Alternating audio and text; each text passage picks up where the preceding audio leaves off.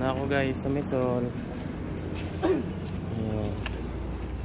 Ang dami ng sisikain guys. Ang dami ng pumipilo.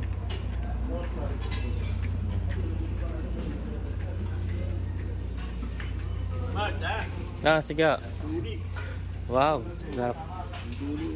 Ito guys, daming kumakain dito guys. Tarasak. Si pipila na dito guys. Ano kaya ang ulam?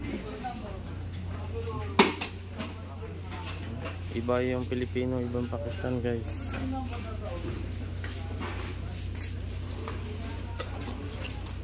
Sarap yata ang ulam mo, sabaw. Kaya ulam guys.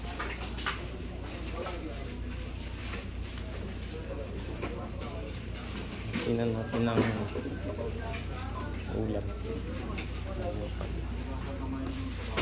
Hanggang dito na lang guys.